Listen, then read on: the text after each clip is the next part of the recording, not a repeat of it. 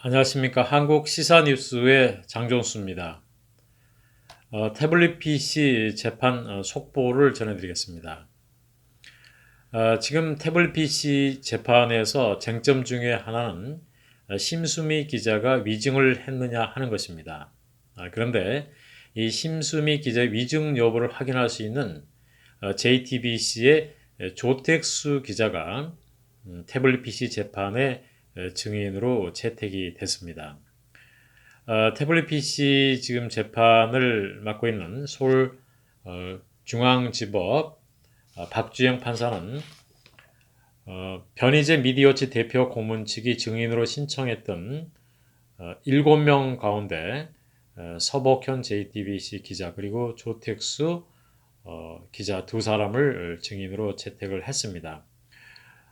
당초 이 변희재 측에서 증인으로 요청을 했던 최순실, 신혜원 씨, 그 다음에 김한수, 고영태 등 7명인데 5명은 증인으로 채택을 하지 않았습니다. 그 다음에 이 2명만 JTBC 서복현 기자, 그 다음에 조택수 기자만 증인으로 채택을 했습니다. 이 증인으로 채택하지 않았던 나머지 5명, 이 사람들이 이 태블릿 PC 진실을 밝힐 수 있는 상당히 중요한 핵심적인 증인입니다. 그래서 이 사람들이 채택이 되지 않은 데 대해서 변희재 측은 상당히 아쉬워하고 있습니다. 이 변희재 미디어치 대표 고문의 구속 만기일이 12월 14일인데 그 전에 재판을 담당하고 있는 박정 판사가 좀 구속 만기일 전에 재판을 끝내려는 것으로 일단 보입니다. 그래서 2명만 증인으로 받아들이고 나머지 태블릿 PC의 진실을 밝힐 수 있는 그 증인들은 배제를 한 상태입니다. 다만 이 심수미 기자의 위증 여부를 밝힐 수 있는 조택수 기자가 이 증인으로 채택이 됐기 때문에 오는 26일 월요일이죠.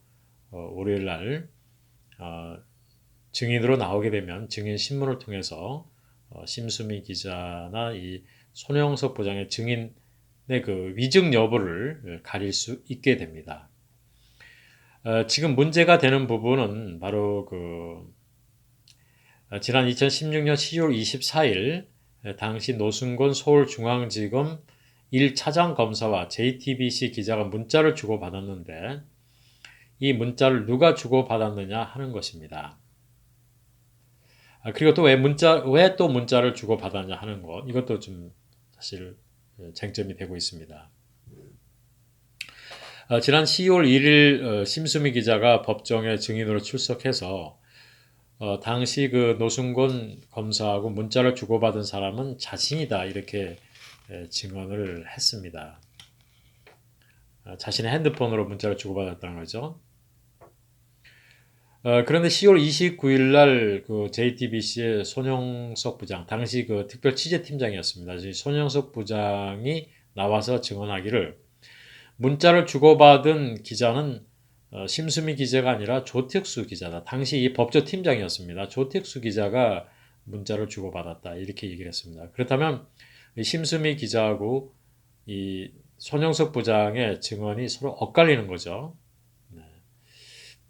그래서 이 부분 지금 문자를 주고받은 사람이라고 지목된 조택수 기자가 증인으로 출석하면 사실 여부를 확인을 할 수 있게 됩니다.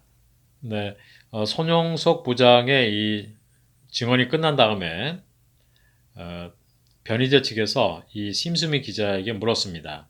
아직도 지금 심수미 기자하고 손영석 부장의 증언이 지금 엇갈리는데 심수미 기자에게 자신의 증언이 아직도 유효한지 이렇게 물었는데 심수미 기자는 그런 부분은 변호사에게 물어봐라 이렇게 답변을 피했습니다. 어쨌든 26일 조택수 기자 나오면 누가 문자를 보냈는지는 확인할 수 있을 겁니다. 네, 태블릿 PC 재판이 1심 재판이 이제 막바지에 접어들고 있습니다. 지금 최순실, 또 신혜원 씨, 김한수 같은 이런 핵심적인 인물들이 증인으로 채택이 되지 않아서 진실을 밝히는 데 다소 미흡한 점이 있습니다.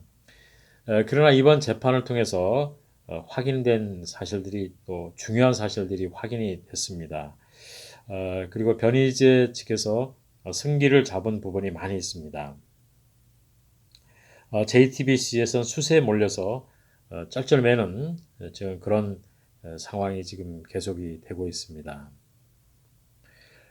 이번 재판에서 이제 밝혀졌던 가장 중요한 문제인데요. 그것은 태블릿 PC로 이 문서를 수정할 수 있느냐 없느냐 하는 점인데 이 부분이 이제 분명히 밝혀졌습니다. 이미 국가수에서는 태블릿 PC는 이 문서를 수정할 수 있는 이 프로그램이 없기 때문에 문서 수정을 못합니다.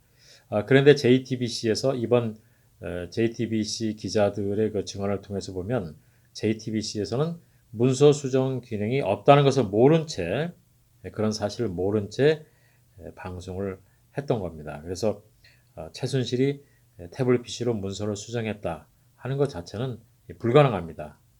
문서 수정 기능이 없기 때문에 문서를 수정할 수 없는 것이죠. JTBC는 이 문서 수정 기능이 없다는 것을 모르는 상태에서 확인을 못했죠. 모르는 상태에서 보도를 했습니다. 이런 사실은 상당히 이번 재판에서 밝혀진 중요한 내용이라고 할 수가 있습니다.